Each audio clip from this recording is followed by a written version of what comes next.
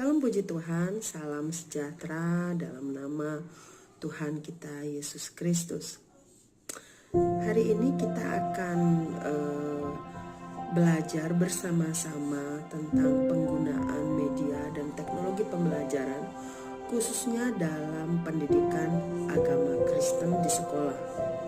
Apakah begitu pentingnya penggunaan media dan teknologi ini dalam proses pembelajaran yang berlangsung di kelas saat kita memberikan pelajaran terutama kepada peserta didik tentang pendidikan agama Kristen. Karena ini adalah pendidikan agama Kristen, maka perlu kita pelajari yang pertama-tama apakah terdapat landasan teologis tentang penggunaan media dan teknologi pembelajaran dalam pendidikan agama Kristen di sekolah. Belajar dari Alkitab, ternyata Tuhan Allah dalam berkomunikasi dengan manusia banyak menggunakan alat bantu atau media untuk menyampaikan maksudnya. Sebagai contoh, Tuhan Yesus dalam pengajarannya kepada murid-murid juga banyak kali kesempatan menggunakan media dalam memberikan pengajaran kepada orang banyak ataupun kepada murid-muridnya.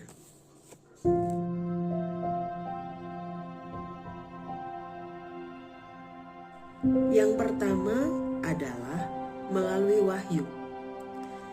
Allah dalam berbicara kepada umatnya yang pertama-tama memakai perantaraan para nabi. Dalam kitab Ibrani pasal 1 ayat 11 dinyatakan, setelah pada zaman dahulu Allah berulang kali dan dalam pelbagai cara berbicara kepada nenek moyang kita dengan perantaraan nabi-nabi. Dari firman Tuhan ini jelas kita bisa melihat bahwa dalam berbicara kepada umat manusia, Allah memakai perantaraan nabi-nabi atau disebut sebagai penyambung lidah Allah.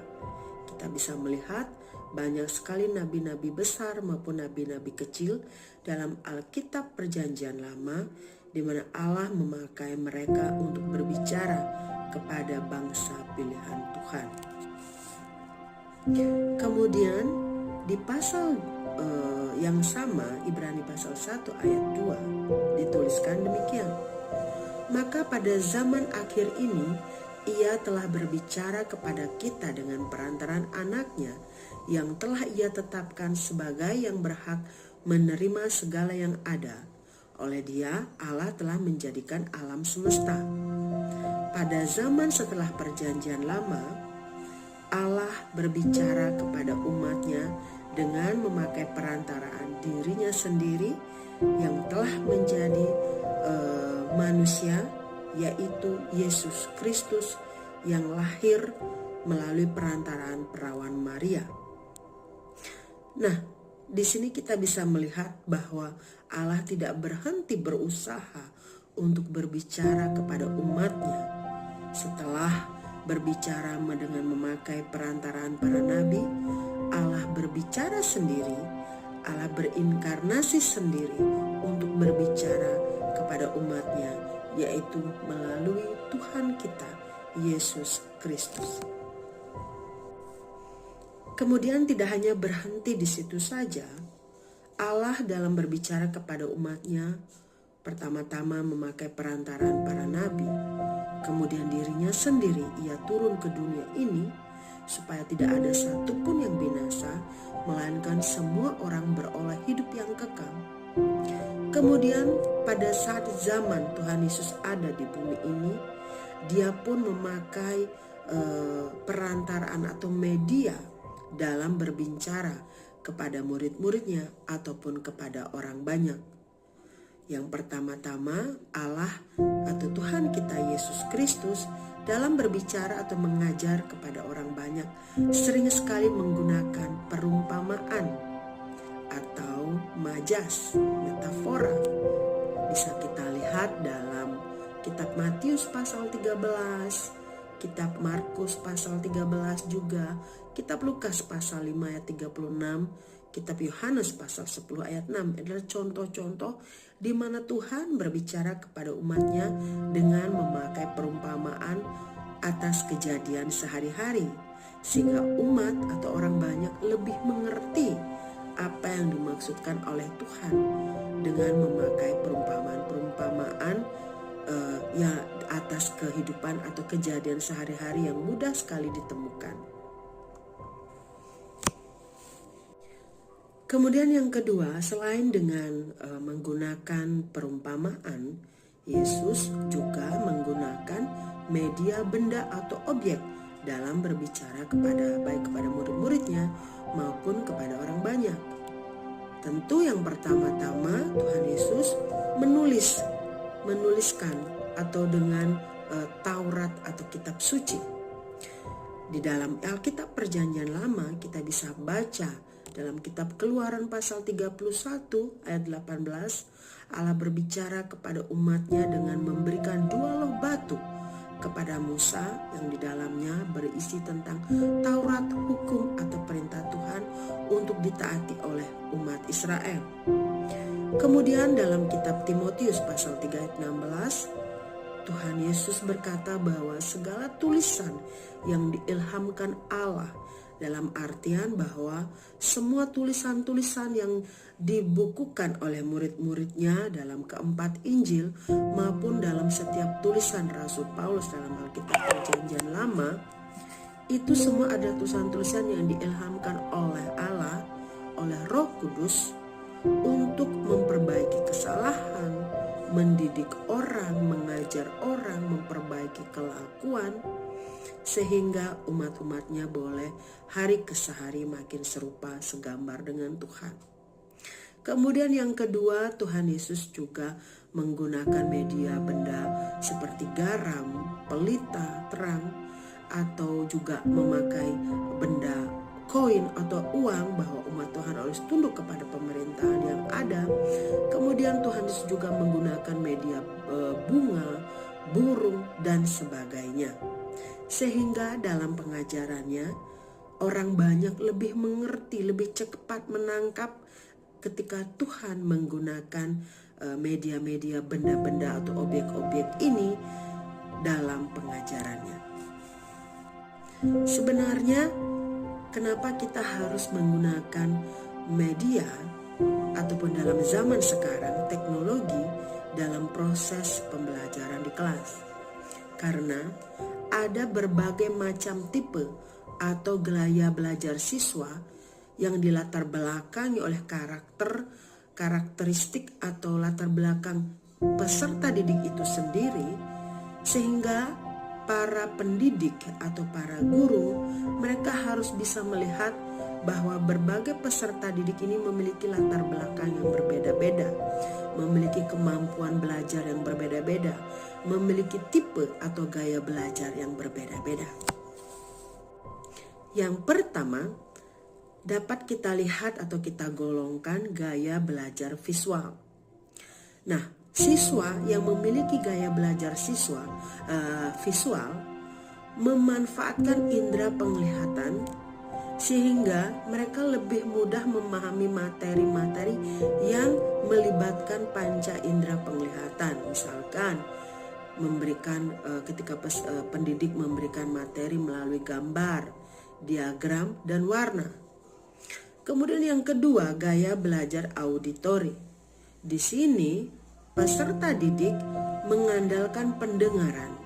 Nah, mereka akan lebih baik belajar saat guru memberikan ruang untuk berdiskusi misalkan, atau ketika guru memberikan ceramah tentang materi misalkan, atau ketika anak-anak diberi kesempatan mendengarkan melalui MP4 atau MP3. Di sini siswa lebih memahami materi yang diberikan oleh guru. Kemudian yang ketiga ada gaya belajar kinestetik, melibatkan gerakan.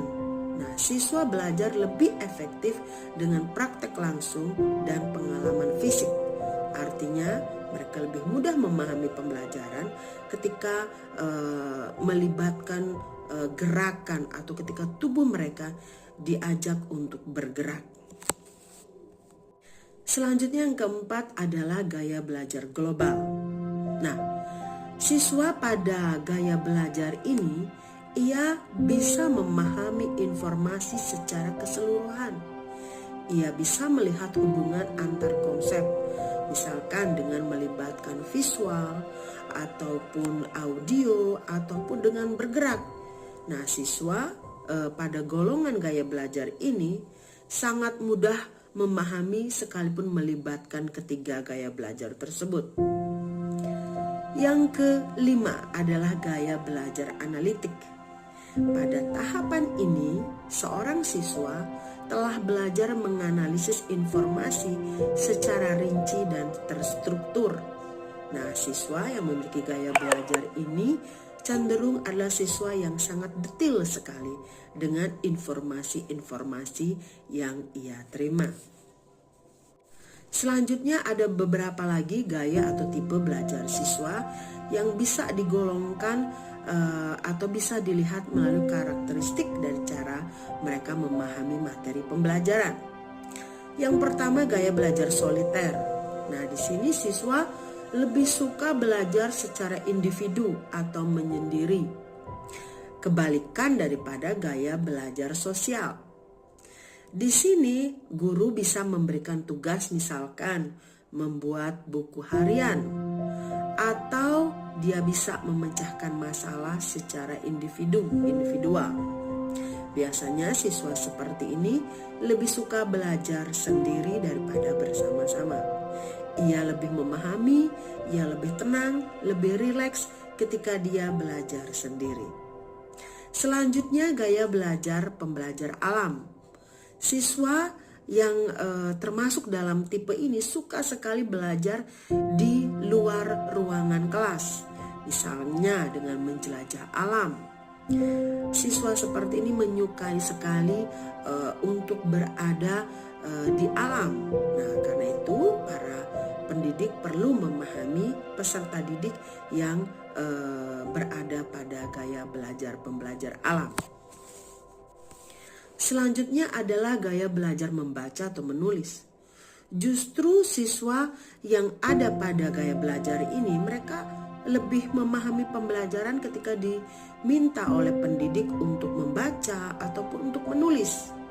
Jadi mereka suka sekali untuk membaca ataupun menulis.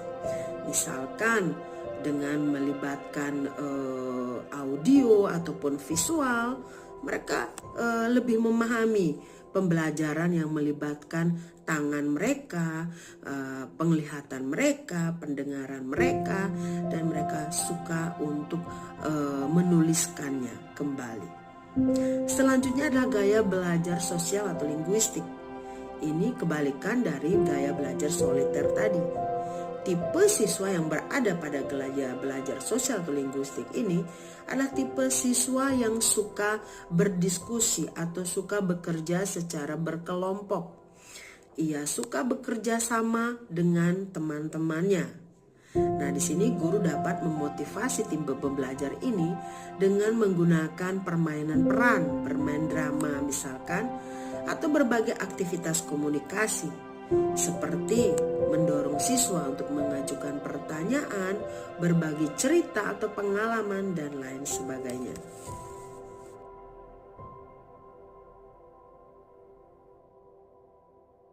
Karena itu kita akan belajar tentang teori belahan otak. Menurut Roger Sperry, beliau membagi otak berdasarkan dua bagian, yaitu otak kiri dan otak kanan. Otak kiri terkait dengan puji Tuhan.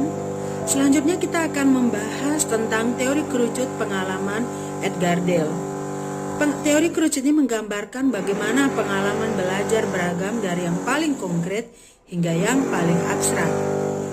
Diperkenalkan pada tahun 1946, teori ini menunjukkan bahwa 75% pengalaman belajar diperoleh melalui penglihatan, 13% melalui pendengaran, dan sisanya dari indera lain. Dale mengklasifikasikan pengalaman dalam 10 kategori, mulai dari pengalaman langsung hingga simbol verbal. Teori ini membantu guru memilih media pembelajaran yang tepat, meningkatkan efektivitas pembelajaran dengan memanfaatkan berbagai jenis pengalaman. Lalu dari kerucut Edgar Dale terlihat dari tingkat keterlibatan visual seperti menonton film di video demonstrasi dan juga diagram hanya menghasilkan pemahaman sebanyak 20%. Lalu dari belajar dengan cara mendengar guru hanya didapatkan pemahaman sekitar 20% dari apa yang diajarkan. Tingkat pemahaman siswa paling kecil didapat pada puncak kerucut Edgar Dale yaitu hanya 10% dari kegiatan membaca. Edgar Dale dalam buku Audiovisual Methods in Teaching menyebutkan bahwa dasar kerucut yang luas menggambarkan pentingnya pengalaman langsung untuk komunikasi dan pembelajaran yang efektif. Untuk menerapkan teori kerucut pengalaman Edgar Dale dalam pembelajaran modern, serta untuk mendapatkan hasil yang maksimal bagi peserta didik memperoleh pemahaman yang maksimal, langkah-langkah berikut dapat diambil oleh guru, oleh pendidik. Pertama, gunakan media konkret. Mulailah dengan pengalaman langsung seperti praktek atau demonstrasi untuk meningkatkan pemahaman siswa. Kedua, integrasi beragam media, gunakan gambar, video, dan simulasi untuk menjembatani antara pengalaman konkret dan abstrak. Ketiga, partisipasi aktif, libatkan siswa dalam diskusi, drama, atau proyek kelompok untuk memperdalam pengalaman belajar. Keempat, evaluasi dan refleksi. Setelah pembelajaran, lakukan evaluasi untuk memahami efektivitas metode yang digunakan dan tingkat pemahaman siswa. Demikian ulasan tentang strategi media pembelajaran dalam meningkatkan pemahaman siswa yang lebih maksimal. Kiranya share slide ini, pengetahuan ini boleh berguna bagi kita sebagai seorang pendidik. Terima kasih.